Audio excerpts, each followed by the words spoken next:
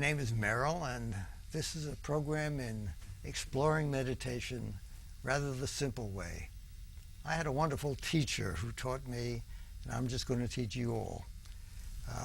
And this teacher was very good at making things simple and precise. So it'll be a 1, 2, 3. It'll be a way for you to test meditation for yourself to see if you like it.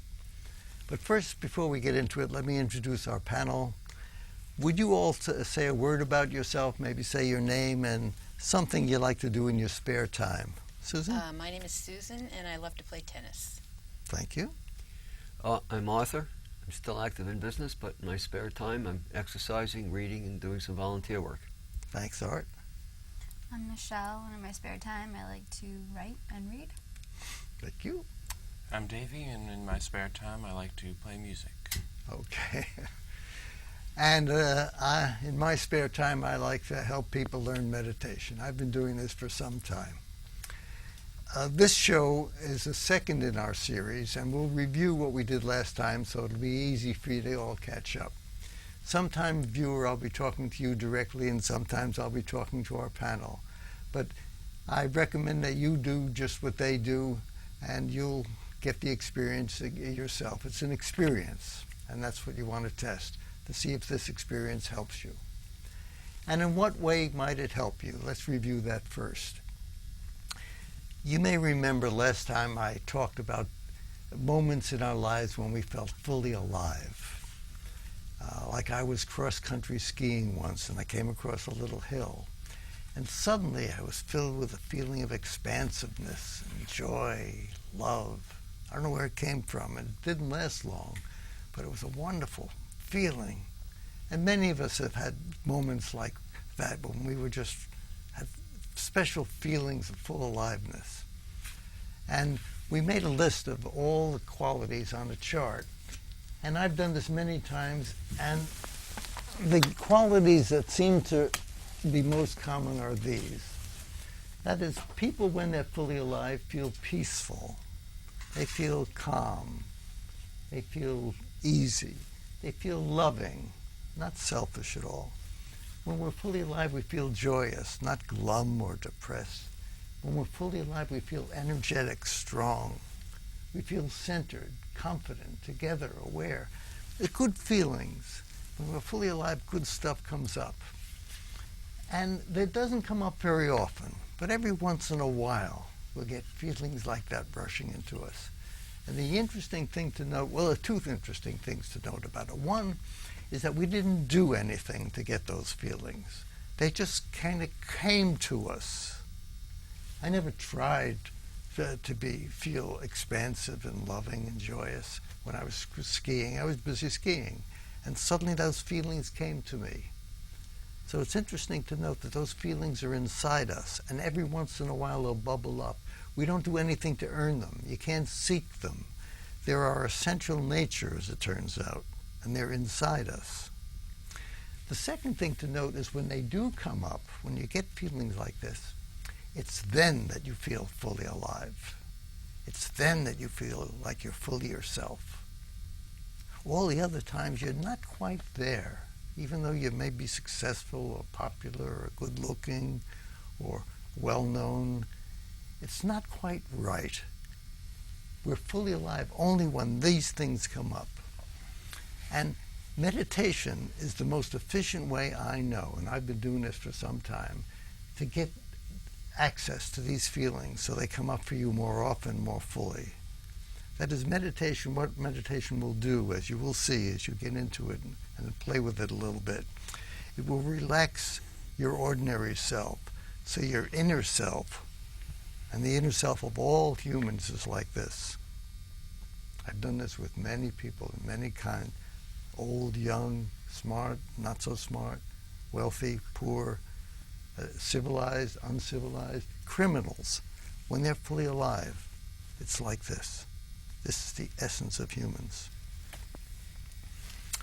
So now let's go back, and another thing we did last time is we talked about the difference between noticing what's in our mind and being lost in our mind. A lot of things go on in our lives. I'm thinking of my income tax lately. I'm thinking of getting ready for this TV show. I'm thinking there's some issues at work. So I could easily get lost in any of those things. Now, what am I going to do with Bobby? Bobby, I don't know, but, I could talk to him. Can you see how you can get lost in something on your mind? I could just notice that on my mind is some issues with Bobby, income tax, whatever.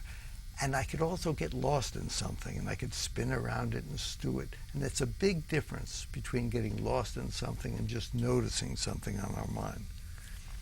And that distinction will be useful for this next exercise that I'm going to ask you to undergo. So close your eyes and we're going to try something. Close your eyes, please. Put your hands together. It works better when you're sitting comfortable. Your hands are together and your eyes are closed. And I'd like you to start by becoming aware of your breathing, shifting your attention from my talk to your breathing. And you folks in the audience who are not here with us, please try this yourself so you get the experience for yourself. So be aware of the air coming in and the air going out. Just notice how the air comes in and how the air goes out. And now what I want you to do is kind of notice the things that come up to your mind without getting lost in them. And I want you to do it this way. Just want you to relax your mind and notice something that comes up. And just give it a name, like Bobby, or my car, or this afternoon, what I have to do yet. Let it go, or if you're a visual person, see it float away. And then go back to your breathing and become very aware of your breathing. And after you're aware of your breathing a second time, I want you to look and see what is the next thought that shows up for you. So what you're going to do in effect is make many layers with your awareness. You're going to start with breathing awareness. Then you're going to look for a thought or a feeling or a backache or something. You're going to notice it. Then you're going to let it go and go back to breathing awareness. Become very aware of your breathing. Then look for another thought, and so on. I'll be quiet.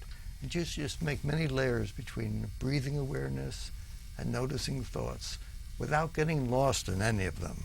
If you get lost in something, you won't have many layers going on. Please proceed by yourself.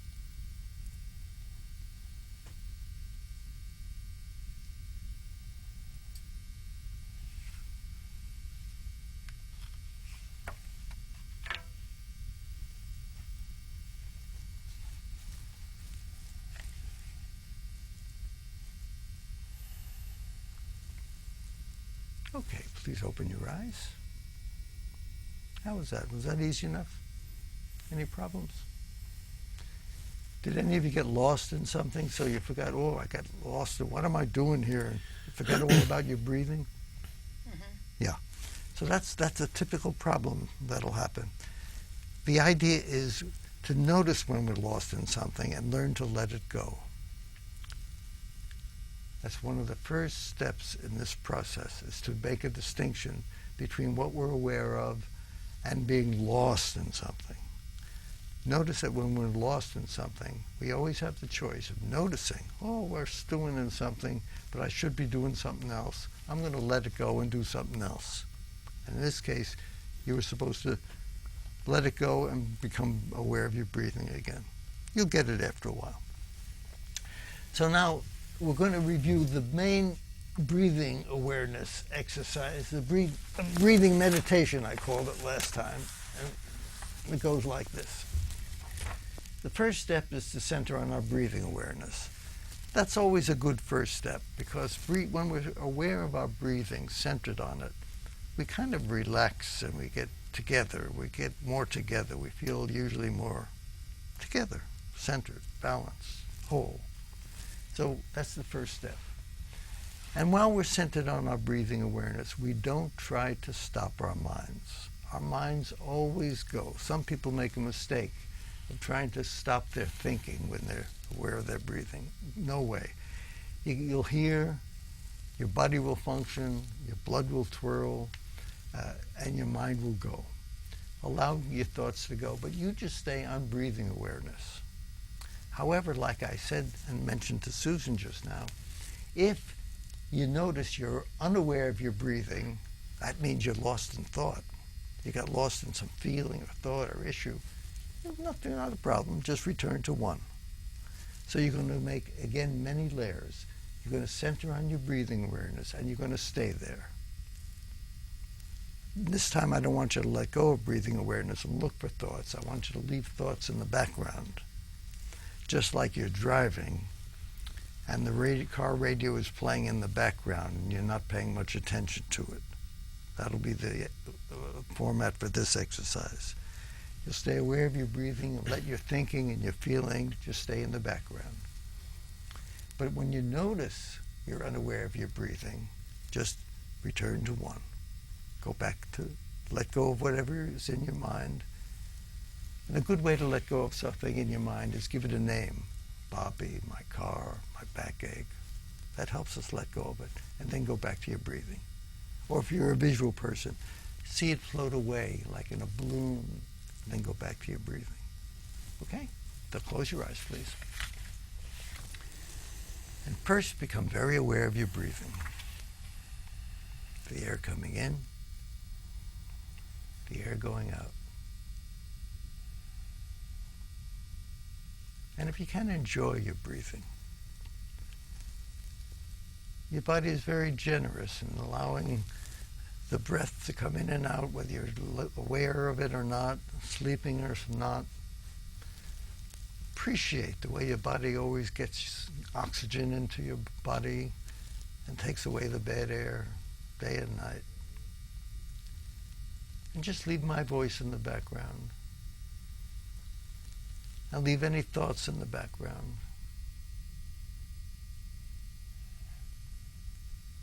Don't try to stop your mind.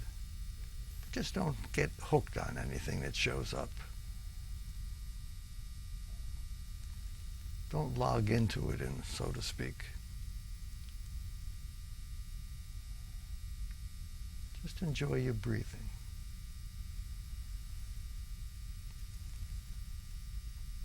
And if you do notice you forgot your breathing, that means something else is preoccupying you. Just let it go. Go back to your breathing.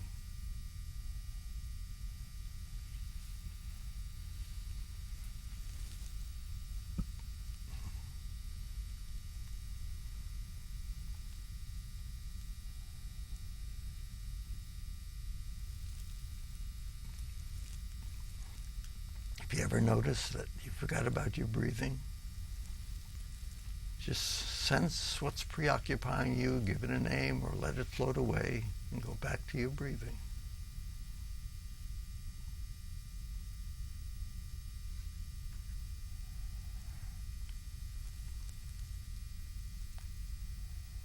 Okay, please open your eyes. How was that for you, Davey? It was good. It was calming, and just the process of repetition in which you return to your breath was very relaxing. And there's something about the need to do something right, and it's sort of just like everything in my life where you want to do things right and you want to be good at them, and if not, then there's a problem. Something's wrong. And if you can't focus on your breath, then you're doing it wrong. And if you're focusing on a thought, then something's bad, right? And it's just this need to quantify and to put everything in these two categories, good and bad, right and wrong. And it's sort of, it's not real. You know, the thing that is real is your breath and returning to that. And all of that other stuff, it's maybe a nice looking house of cards, but it's just a house of cards, you know. Very wise. In any case, in this exercise, needn't be so elaborate. The goal is to be aware of your breathing. And you just stay aware of your breathing in any way you experience it. And if you ever lose it, then you just go back to it. It is excellent exercise in letting go of stuff that's distracting in life to what our goal is. But I don't want to make too much of it right now. We'll get to that as we go along. Michelle, how was this exercise for you? It was a little difficult. I started thinking about one thing, and even when I returned to my breath, subconsciously it was still there because it's unresolved. So I did get a little lost in that. But Yeah, that will happen, especially if it's an unresolved issue that you've got to deal with, or if it's an emotional issue, or sometimes the emotional issues are the unresolved ones, and they're very strong. That'll keep coming back. It's useful to know that things will never permanently stay away if they're important to you inside.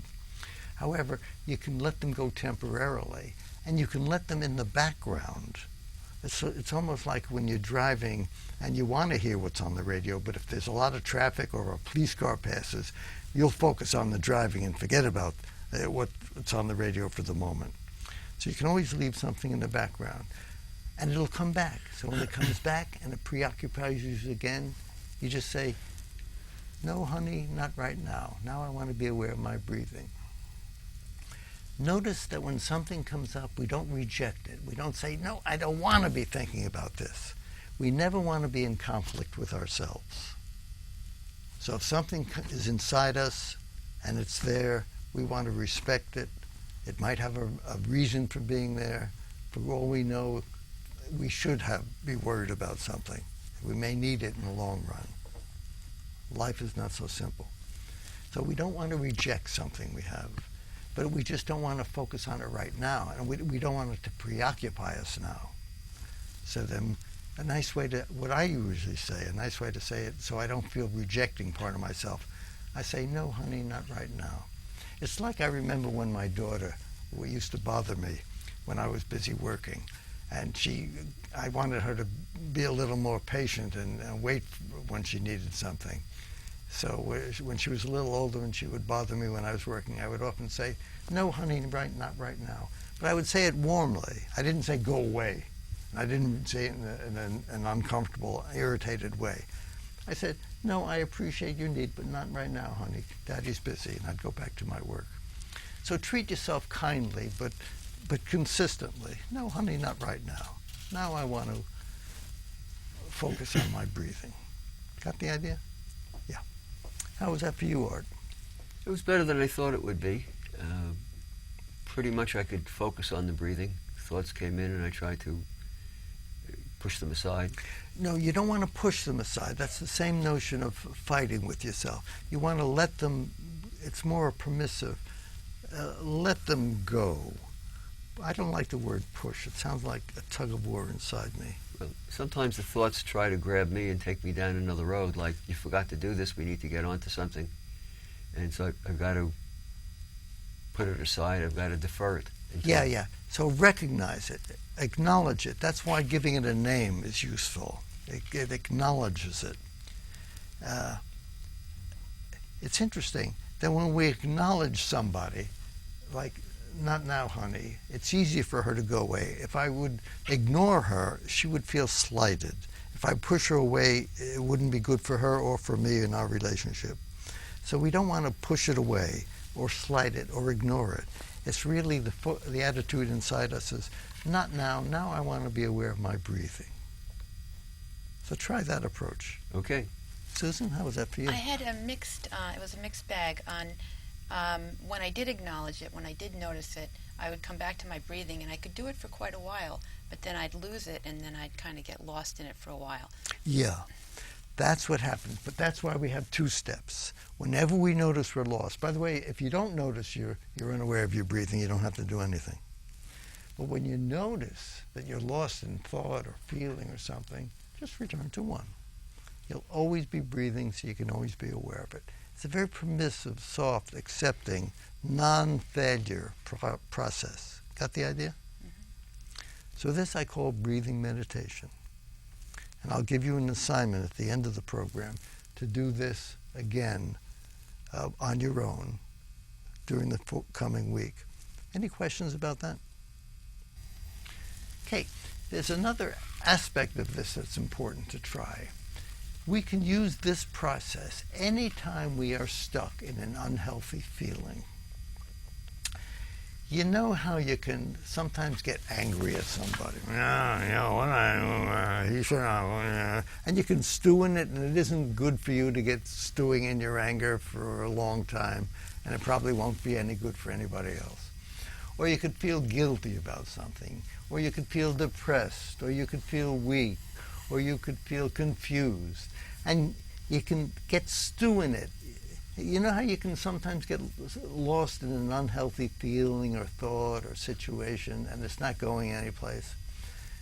Well, what I'd like you to do in the forthcoming week is every time you notice you're in an unhealthy feeling situation, you're just not making progress with a problem, or you're not feeling good about it, I want you to center on your breathing awareness. I want you to just let it go for a moment, maybe give it a name. Angry at Billy again, or not sure what I'm going to do about X.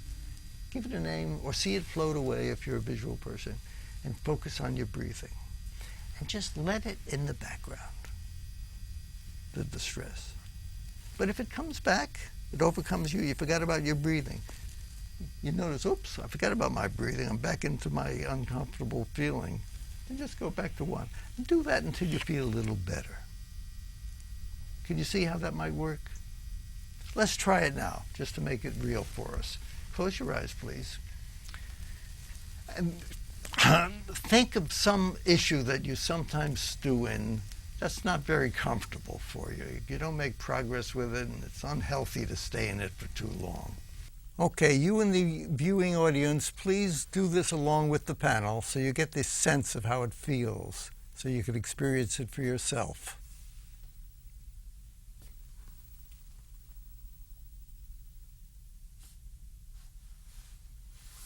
Now just get yourself into your unhealthy feeling, allow that to come up, experience it fully, and then when you're feeling it fully, just give it a name or see it float away, let it go, and become very aware of your breathing, the air coming in and the air going out, the air coming in and the air going out. Just become aware of how you are now breathing. Leave the issue in the background. It may not go away, but just shift your attention to your breathing process.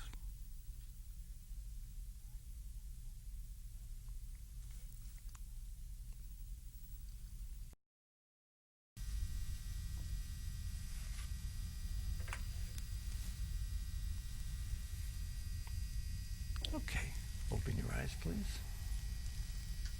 So that's an application of this breathing meditation to everyday life. So here's your assignment.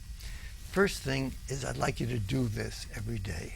Whenever you find yourself in uncomfortable feelings. You could do it all the time, every day if you need to. But whenever you find yourself sinking into something that's not healthy for you, give it a name or see it float away and shift to breathing awareness. And if it comes back, preoccupies you so you forget about your breathing, just go right back to it. That's called managing unhealthy thoughts. And you might even want to teach this to somebody else. Why do you think I might recommend you teach it to somebody else, how to manage unhealthy feelings and thoughts? So you become grounded in it. Yeah, it'll help you understand it. It'll give you words. You'll have to create words for it, and it'll put you more in touch with it. So that's your first assignment. Whenever you find yourself lingering in unhealthy feelings, use this process. The second assignment is once a day at least, I want you to set aside 5 minutes in your ordinary routines, much like I said in the first program. At least 5 minutes. And you need to slot it into something you ordinarily do. My recommendation is you do it before a meal. So you might, before breakfast, right after you brush your teeth, you might say, for the next week, every time, right after I brush my teeth, I'm going to sit by myself, and for at least 5 minutes, what you do is you set a timer. You got to get a timer. A cell phone timer, or a kitchen timer, any kind of timer. You don't want to rely on time. You want to have your eyes closed. Set a timer for at least 5 minutes. Sit quietly, put your attention on your breathing, and leave it there as long as it'll stay. Let all the other stuff, the plans for the afternoon, the worries, let it in the background. If it comes up for you, preoccupies you, just like it said in the sign before, let it go and go back to breathing. And do that until the timer signals the end. I want you to get to practice in doing it for an extended period of time, at least 5 minutes every day. If you can, 20 minutes would be good. So you might go in increments to make it longer. 20 minutes in these processes seems to be a good time span. Now, if you would do that every day, slot it in on a routine. Can you guess why I want you to slot it in a routine and not wait until it feels ready to do it, or the time feels right? If you don't make it part of your routine, it just won't happen. Yeah. If you make it part of your routine, it'll become a habit. Otherwise, you postpone it and the day will end. So do that every day, 5 minutes at least. And see if at the end of the week you don't get the sense that you are moving closer to some of these feelings. They're starting to bubble up more often or more fully in the background. That's the purpose of all of this. The purpose of all these exercises is to become fully alive in our own selves. And it's the most efficient way for you to release what's blocking you. And next time you'll get a clearer sense of what that is. So thank you all for watching. Hope to see you all next time.